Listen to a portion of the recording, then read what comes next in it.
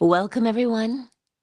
We are live, and it is Wednesday. I don't know about you, but I feel like the week has gone by really quickly so far. I don't get it. But it's just trucking on, right? Today, we're going to talk about the high ground. Why the high ground? Remember, I don't know if you've seen Star Wars, but remember when Obi-Wan says to Anakin, he goes, Anakin, don't do this. I have the high ground. Right? But Anakin didn't listen. He flew at Obi. And because Obi had the high ground, he was the one to inflict the damage because he saw what was coming and he knew. Now, my hen and my chick, she has been teaching him how to perch on the stairs. Or her, I don't know what popcorn is. Really rooting for a girl here. Clearly. So they perch on the stairs every night. They're still on the stairs right now. And popcorn is too big to be under his mom. So when you look at them, she raises a wing, and that's where popcorn will go, and she'll lower the wing. So half the wing when he covers the middle of his body, his head and his butt are out. But anyway, they sit on that high stair and they can see everything. The high ground gives you the advantage of seeing what is coming. So, what is the high ground psychologically? The high ground psychologically, or in your imagination, is knowing what you want to become. That is the high ground. See, when we think of high ground, we think of war, we think of, we just strategy. We think of that. But psychologically, so to apply the principle of using the high ground, pardon me, sorry. To apply the principle of using the high ground gives you the advantage. And so, why would you need that advantage? In your life, psychologically, to know what you want to become is an advantage. How, you ask? When you know what you want to become, you do it. When you don't know what you want to become, this is where procrastination sets in.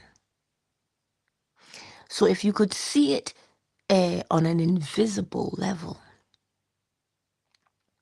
the energy, because everything is energy, right? It is always moving. When you know who and what you want to become, the energy is moving in a specific form and it flows because it is pointed in the direction of you becoming what it is you say you want to become. So any kind of schooling, any kind of exercising, any kind of thing like that, you're using the energy and it is directed towards who you say you want to become. But look at procrastination, or AKA lazy. This is why I don't like that word. It just simply means you have not decided what you want to become. So here's laziness and procrastination, which is not the high ground. What it does is the energy is there, but because it has no direction and it is always moving because it can't stop, it churns. It just swirls and it swirls and it swirls and it swirls. It has no direction, so it agitates. This is why when people who feel quote unquote lazy, and I don't like that word, and I've told you why, or people who procrastinate, a lot of people say procrastination is an ADHD or a trauma response. I'm like, put it into its true perspective. Procrastination or Laziness is the indecision of who you want to become. It's as simple as that. You have not made a choice. So if you haven't made a choice, that energy has no direction. And if it has no direction, because everything has to move, nothing can stand still, because it is moving and it has no direction, it will agitate you because it's just churning, Like, kind of like an undercurrent. If you go to the Caribbean and you go to the beach, that undertow just sucks you right in, yeah, and overwhelms you. So to get to the high ground, you must make a decision. And then if you don't want to make a decision, you have to ask yourself, why not? What is it that you're afraid of? You see, if we could see it in action, fear causes us to freeze. When I'm trying to catch Lady, I can see her in my mind's eye. She'll try to serpentine in a way, like a bunny, how they'll go left and right so you can't really catch them. But at other times, she will freeze. She will just turtle. She'll just tuck right in. And you're like, dude, but now I can catch you. Fear causes us to turtle. It causes us to freeze. So this is how you can recognize what you're doing. If you say, man, I don't know what I want to do. I'm not scared. I'm not afraid. I don't have any fear. If you don't know for sure, look at your actions. If your action is one of just not doing anything, that's fear. But you see, anger or rage or, frustration, they make you move. They agitate you and you move and you do something. See the difference? So the caution is always check where you're coming from before you act, right? Well, that seems like a common sense thing, doesn't it? But sometimes when we get caught up in the feeling that we're in the mood that we're in, sometimes we don't stop to examine where we are and we just act. You see, that goes, and this is why the high ground is so important. You can see the outcome of your actions before you do them. You can see the outcome of your actions before you do them. That is when you have the high ground. It's like a bird's eye view where you can see. You're looking down. You can see everything. You're up above. Because when you're on the board, you don't always see it. So if you rise above it, you'll see it. Key words there, rise above. And how do we rise above? We rise above, literally speaking, by raising our awareness. What are you aware of? Are you aware of when you're afraid? Are you aware of when you're bold and courageous? Are you aware of when you're upset? These are things, not just flying by the seat of your pants when you're upset, but being aware of it. Are you aware of when it's creeping up on you? See, nothing just happens out of the blue or random. It doesn't. You can feel when it's creeping up on you. Well, why? Well, if you're paying attention because you have the high ground, you'll know what to do in that situation. You'll know if you want to engage in it or say, hard pass. Right? That's what's beautiful about the high ground. Psychologically speaking, the high ground is you seeing in your mind's eye who you want to become. And when you make the decision,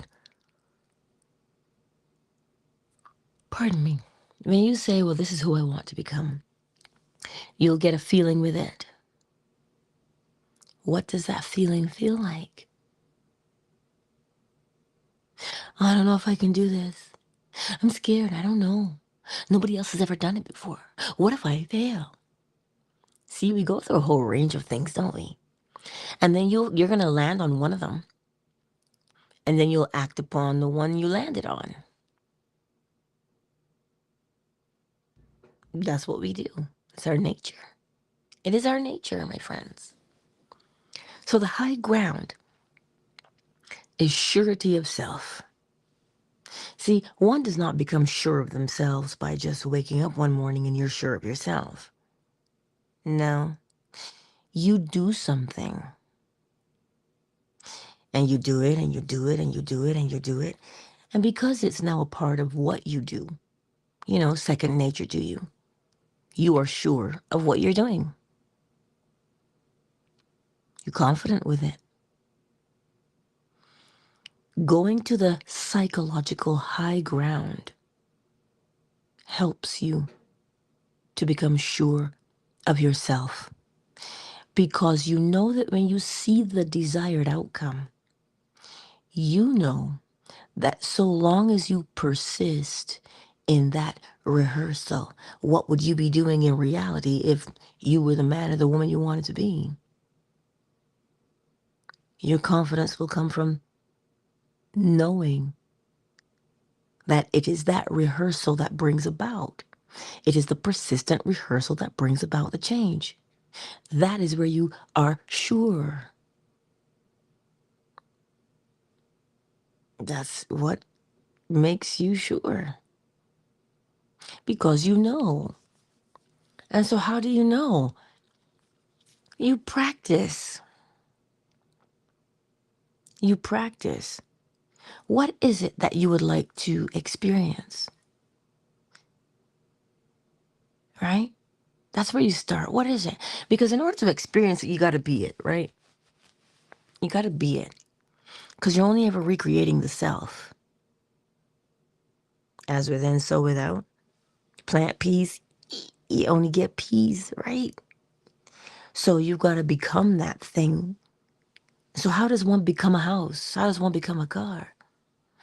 You become those things by embracing or embodying the personality that implies a homeowner has a different attitude from a tenant.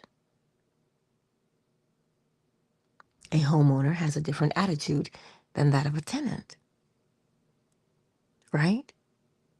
So that is the attitude you embody. That's how you, quote unquote, become the house, right?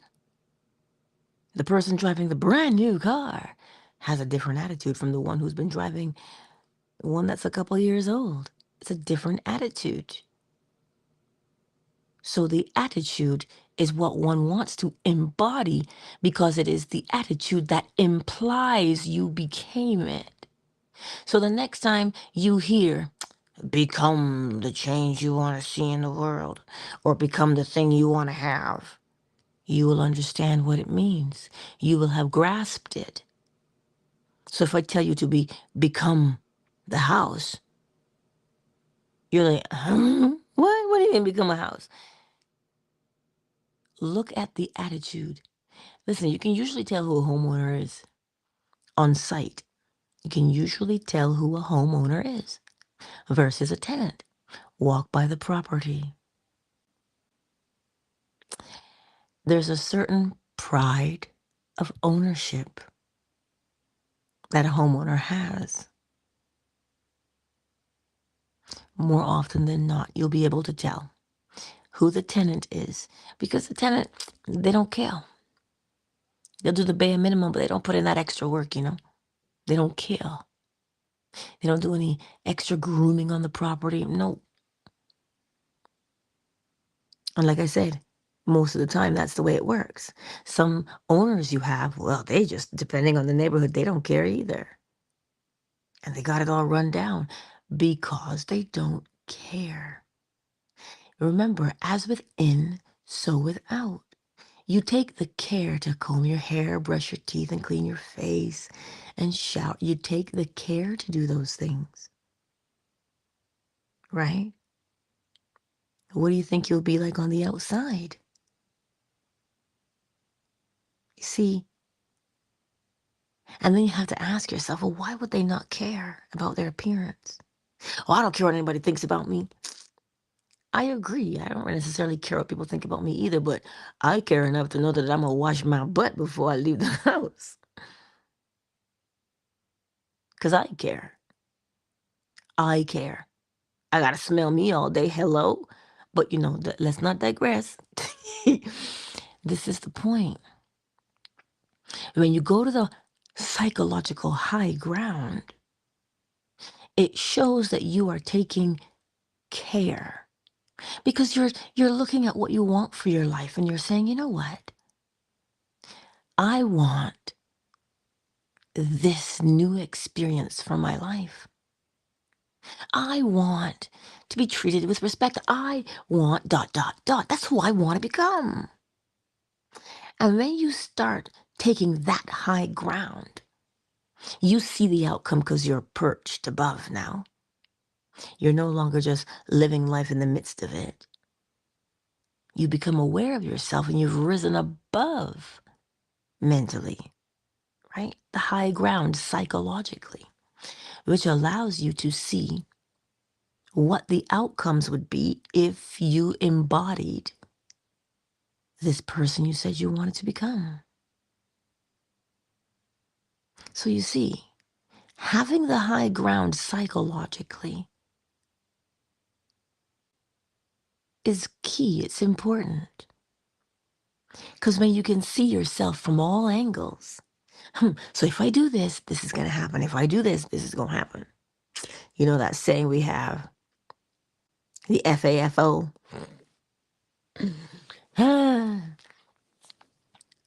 That is the high ground. When you can look at a situation and see the behavior, you can clearly predict what the outcome will be, right? So this is why we take our time and we have grace with ourselves, because we're learning. And it always starts right at that root. Who do I want to become? The moment you do that, you've now become aware of something else. You now have a higher awareness of self. Oh, indeed you do. The moment you make that decision, who do I want to become? Think about it. You've got to elevate that thought, which means you've looked at where you are and you say, this will not do. And then you choose what will do. And the moment you answer the question of, well, what do I want to become? You flow right into step 2. You notice how there's a pattern this week, eh? Okay. If you've been here since Monday, you know what the pattern is. So you flow right into step 2. You begin naturally, based upon what you say in who do I want to become? The moment you answer that, well, then step 2 emerges and you get all of these images or thoughts or feelings that go along with step 1. They have to. Step 2 flows. It can't happen unless step 1 occurs. So the moment you decide on that high ground, who do I want to become? The moment you do that, step 2 says, oh, well then begin to experience in imagination what you would be doing if you were step 1. And you start to see all of these scenarios. You see all of these possible outcomes. You're like, okay, oh, I could do this. Oh, I could do that. And then when you start to see them, a feeling naturally will emerge from what you've seen. Well, how do I know I picked the right one? What does it feel like? When you pick the right thing, it is accompanied by peace, It is accompanied by a sigh of relief. Now, if you pick the thing that you're afraid of to say, oh, I don't know if I can do this. I don't know if that's going to work out. It's a feeling of agitation, is it not? That's how you know you're trying to contradict yourself. I know I want this, but I feel this way. See, those things are not in alignment. The way you feel about what you want to become, they don't match. That's why the agitation is there. But when you say, I know who I want to become, and you get the sigh, now you know. This is how you can decipher between, did I make the right choice? Only you can know if you make the right choice or not. Only you can know that. And to know the right or wrong choice will be accompanied by the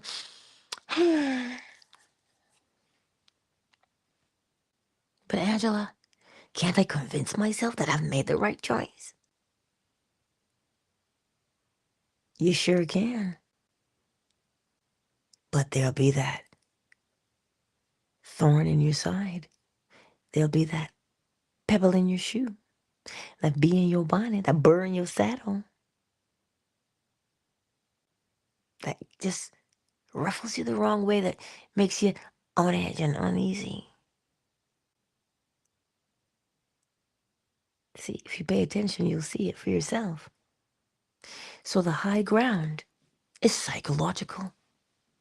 It is the acceptance. When you say, who do I want to become? That is the high ground. I forget. I think it is in Habakkuk in the Bible where the scripture says, you're on the tower and you're looking out. You're on the tower, you're on the high ground. Because to be on the tower, you can see what's happening in your life. Rise above the situations of your life by becoming aware that the situations emerge from you. When you grasp that, well, you're trying to tell me that I'm messing up my life? I don't want you to take it as a judgment because it is not a judgment. If you can see the twists and the turns, then you can also see what to avoid. This is why if you can grasp that it is only ever you and I who are projecting.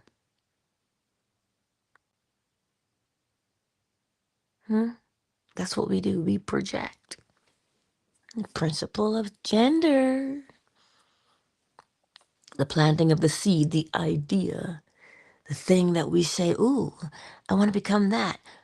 You just projected it in. The moment you accept it, you projected it outward. That feeling of acceptance is the sigh of relief.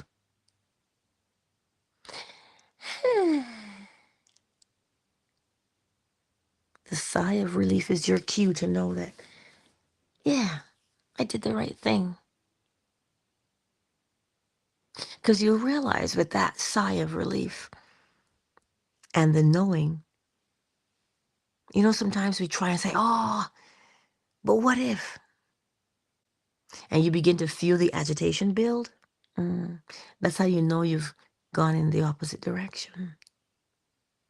And the more you practice the mental high ground, you will begin to feel and to sense because it will hone your intuition. Why? Because you trust yourself. The young lady I work with, first of all, she's really pretty. And second, she's been doing what she's been doing for so long that she's so organized. You understand? Because she's been doing that job for as long as she has the high ground. So any situation I come to her and I say, I don't understand this. She says, well, do this, this, this, and this. Why? Because she can see all the outcomes based upon what she's been doing for that amount of time. She has the advantage of foresight. She can tell by the tone of a customer, the tone of their email. And this is how she built her email responses in response so that she wouldn't have to be on the phone all day explaining. So, no, she got 4 of those questions. She said, you know what? I'm going to nip this in the bud because ain't nobody got time for that. Right? So she built these templates to make the work flow. But that happens over time because of what she's been doing. She's learned how to streamline because she has the psychological high ground. She can see. And so she's very sure of herself. She didn't get sure of herself on day one. She got surety of self the more she did it. So every time that you and I ask the question, who do I want to become? And we answer it, and then we allow the mental image of, what would it be like if? What would I be doing in reality if I were the man or the woman I wanted to be? The moment we allow that to happen naturally, and then we allow the feeling to just say, oh, gotcha. And that's the feeling I want. Yeah. Catch the mood. As Neville Goddard would put it. When you catch the mood, it's like, ooh, yeah, that's nice. And you catch it, right? The more you practice that, the more sure of yourself you become. Sure of what? To make a decision. To stand confidently in the decision that you've made. And to trust in the outcome because you know how it's going to end. If you said to me, Angela, I be planting squash in my garden. What do I think you're going to call me and tell me come September? Angela, would you like some cucumbers? No, that's not what you're going to say to me. You're going to say, Angela, I got all this squash. Girl, I got all of this squash. You want some? That's what you're going to call me and tell me come fall. Well, how can I be sure? Because that which you plant, you must reap. So you are planting this high ground, this wanting to become something and knowing what you want to become. And you allow yourself to see it in your mind's eye, what that thing is that you would be doing that would imply. And when you start seeing that, you go, yeah, that's it. You know what? This one feels really good. This is who it is. This is exactly who I want to become.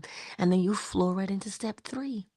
You immerse yourself in that feeling because you know once the feeling is confirmed, then the outcome is inevitable. So you don't have to hope. You don't have to consult the tarot. You don't have to read it in the stars. The feeling has confirmed for you what you said you became. And so naturally with step 3, you revel and you bask in the feeling. Because you now know that every time you do step 2, every time you rehearse, and that feeling is accompanying your rehearsal, you know that you're forming a neurological pathway inside your brain.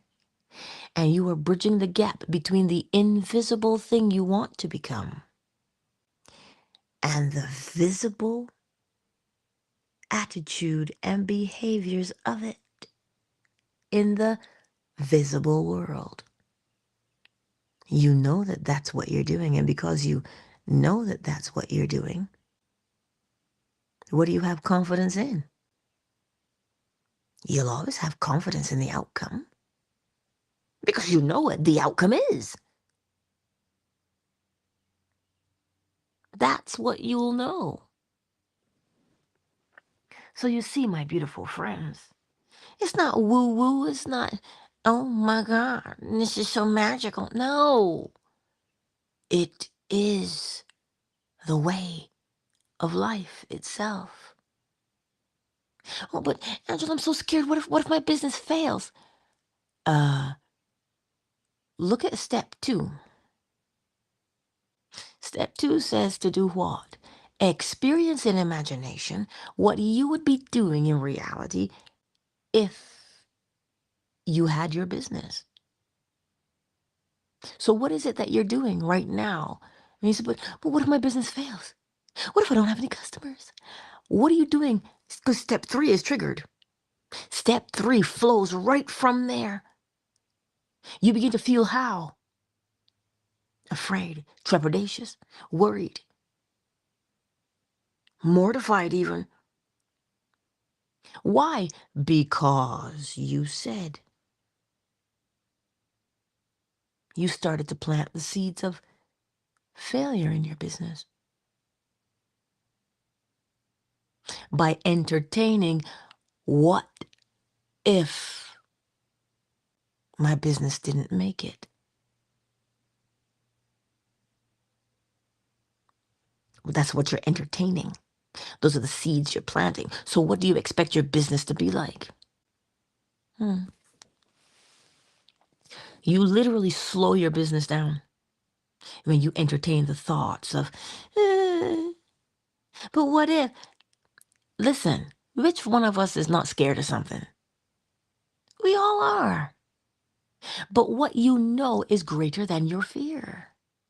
What you know will banish your fear. So that's why you apply. Wait a minute. If I sit here and I entertain thoughts of loss and and you know, worried about my business, I'm only going to bring about the failure of my business. So what do I want to see instead? I want my business to be a success. I want my business to be a success. I want these clients and they give referrals and the referrals come and they give referrals. Listen, I want to be able to have to turn people away and say, oh my goodness, I got a wait list. And when you start entertaining that, the idea of a wait list, you start entertaining that, what does that feel like? Because all you're doing is making sure that step 1, which is who do I want to become a successful business owner? And step 2,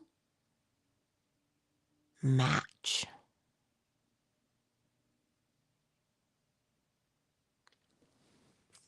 Because once you start to entertain the idea of being a successful business owner, you're going to get a feeling, which is technically step 3 as well.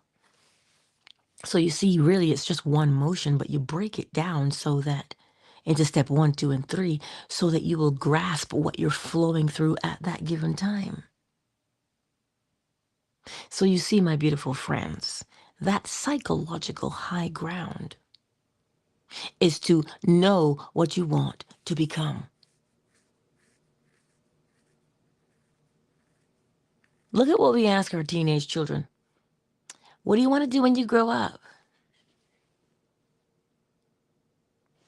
We've just spent our lives telling these children, do what I tell you, follow the rules, and then automatically want them to be able to answer the question of what they want to become. Well, they've never had the opportunity to practice thinking for themselves. So, of course, they're afraid because they've never practiced thinking for themselves, feeling what they want. They're always told what to do. But if you guide and say, okay, look, just test out the waters. Do you want to be a doctor? Do you want to be a lawyer? Do you want to be a bus driver? And they'll begin to tell you all the reasons why they don't want to do certain things. And if you listen to them, you'll understand which one is a fear-based thing And one, you'll see where their curiosity lay, you know? So this, you and I are doing the exact same thing. Self-confidence, surety of self, they come as a result of us deliberately practicing. When we say, who do I want to become? We deliberately select what we want to become. We see it in our mind's eye by way of what? Experiencing in imagination what you would be doing in reality if you were it. And then allowing the feeling to encompass you, the feeling to envelop you, to wrap you in its embrace, if you will. So what kind of feeling are you having towards what you say you want to be? The moment you see it, you're on the high ground because you had to get above it to see it. You know, some people say, oh, you detach. See that word? Oh, man. Rise above the situation so you can see it from all angles.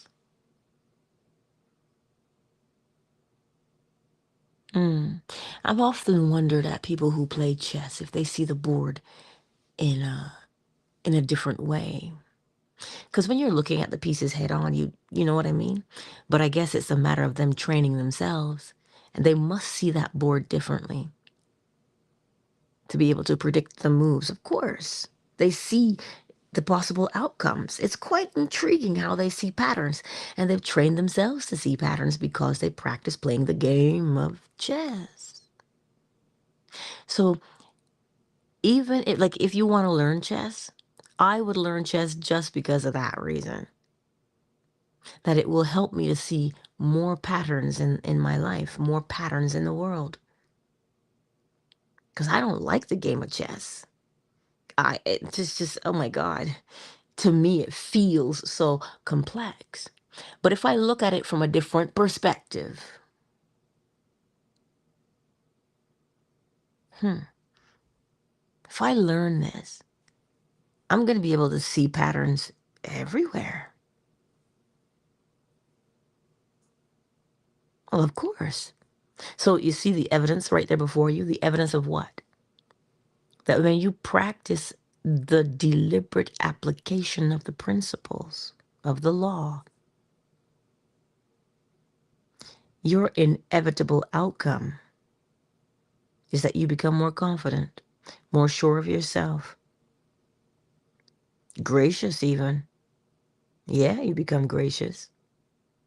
Why? Because you'll begin to understand. You'll begin to understand yourself. Thus, you will understand others. So you see, my beautiful friends, that's all I'm going to tell you today.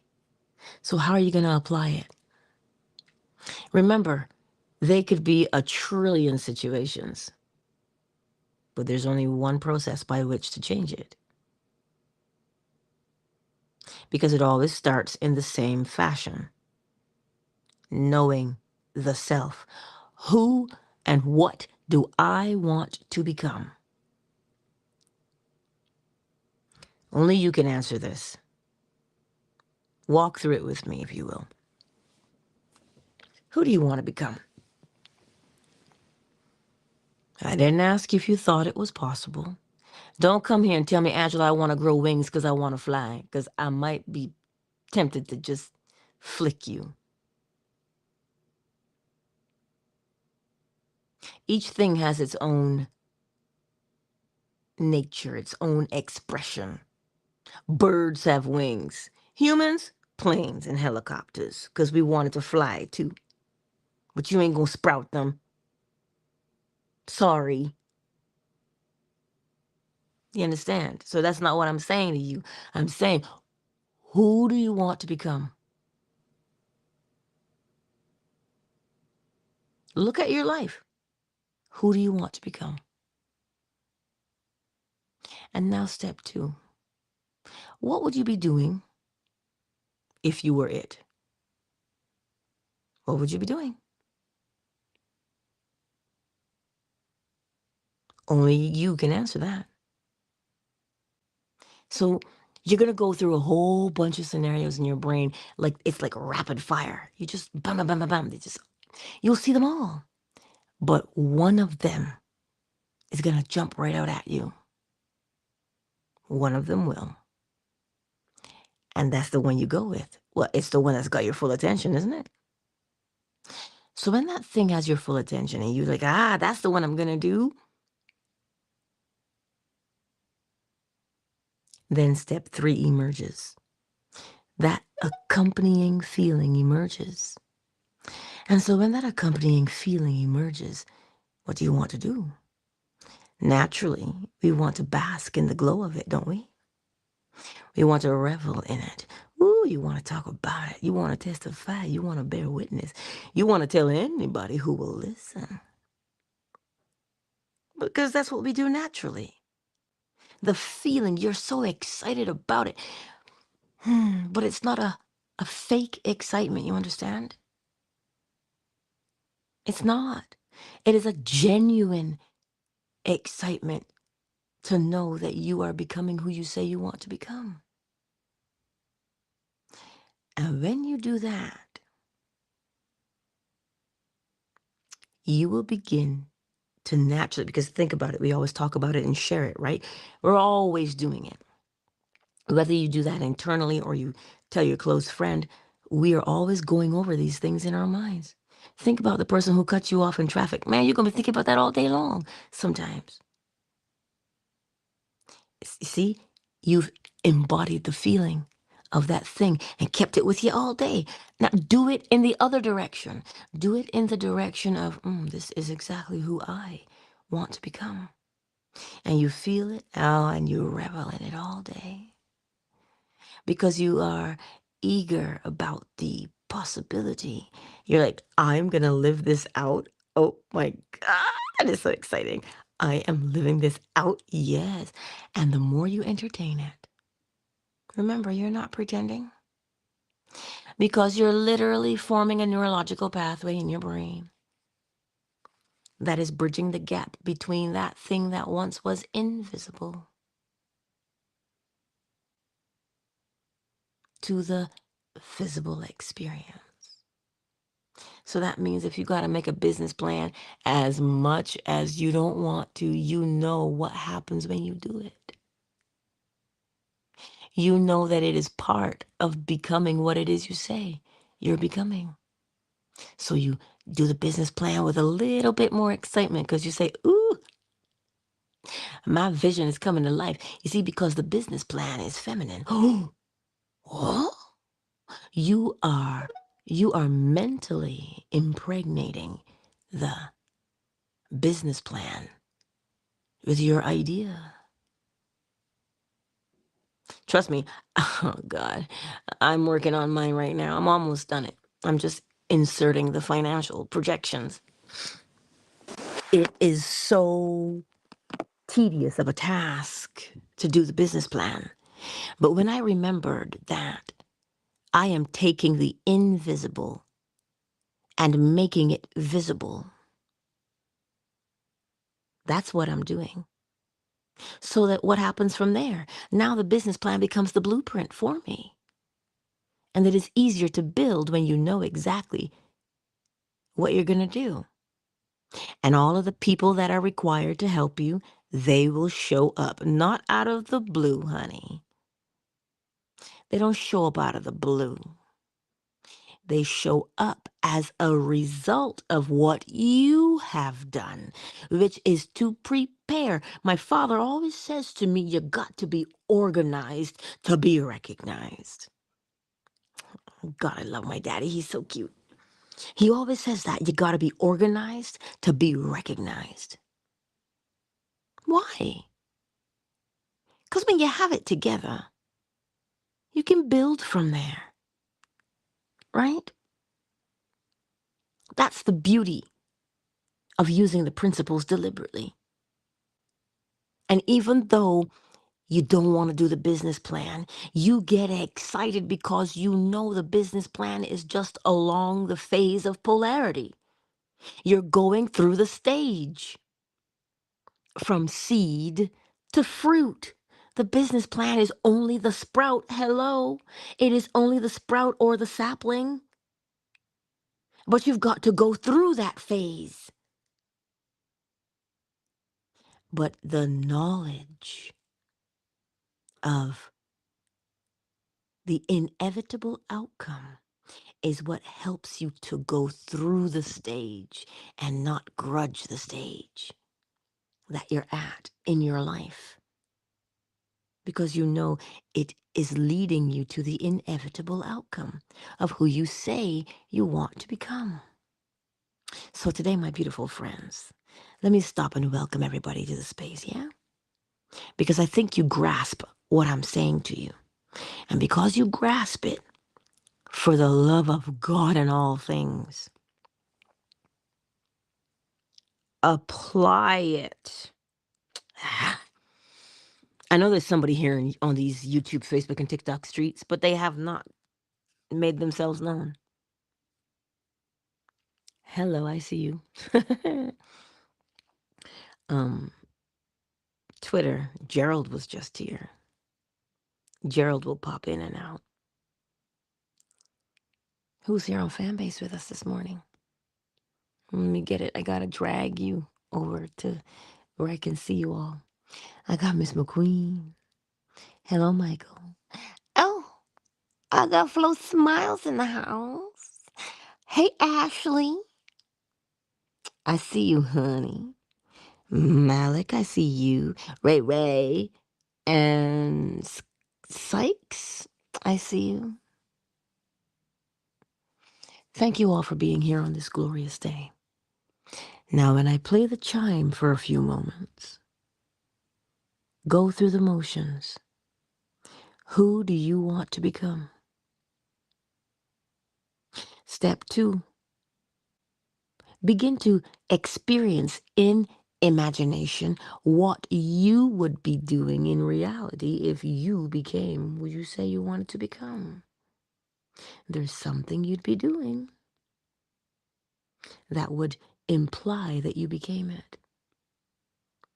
If you wanted to go to school and study to be a surgeon, what would imply that you were a surgeon and that you had gone through school? What would imply that?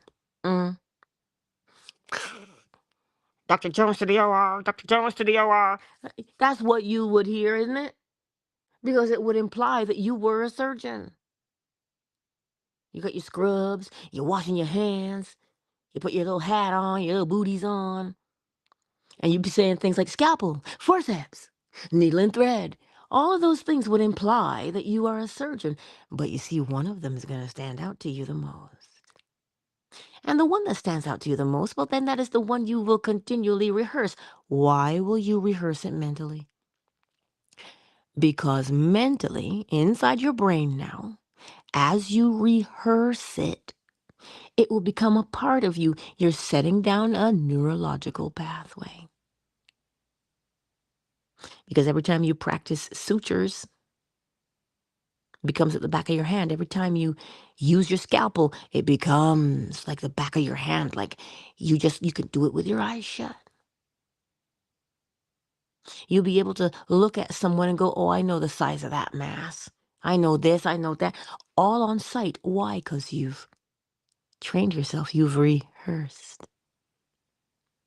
See how it happens naturally. And you see, it comes with a feeling. And in this case, a surgeon, just a surgeon, ow, in living color. Because you're Jamaican, you just have one job. Let me stop.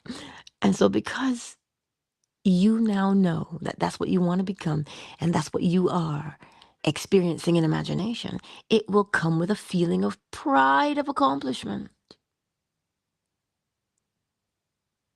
Won't it? Can't you hear your mother saying, oh, that's my baby? He's a surgeon now. Hi, girl. That's my boy. He's a surgeon. Oh, that's my girl. She a surgeon. Can't you hear your mother or your father? Or you know you have that one person in your family who'll say, surgeon my ass. Oh, you think you special now? Yeah, we all got one of them we've encountered. See? But you'll get a feeling nonetheless. And the feeling that feels the best, that is the one you entertain. Because you're not just entertaining it willy-nilly, you are building a neurological pathway between the invisible and the visible. So that when you're doing the visible, you will say, oh my God, what a coincidence. I just totally made my life different. Well, duh. That's what I'm trying to tell you. That's what you're doing every single day with everything that you're presently experiencing in your life. You felt it. And because you felt it, you became it. Because you may not have chosen it with your words, but you chose it with your mood over and over and over and over and over again. And that is why your life is the way it is. So you see, it's not a judgment, darling. It is a wake-up call that you've been doing it all along. And so if you can do it unwittingly, you can doggone well do it deliberately. See now? Ow. Let me get the chime. And when you hear it, well, do you, boo-boo? Do you? And maybe you'll get chicken today. I don't know. Because he crowed really, I don't know what time he crowed, but I know he crowed. Because I heard him from the recesses of my sleep. Get the chime, girl.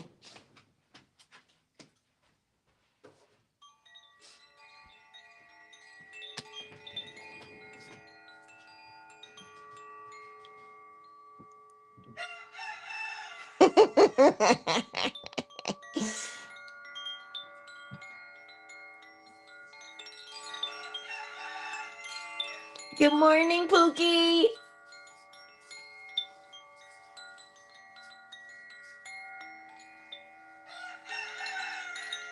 I know, I love you.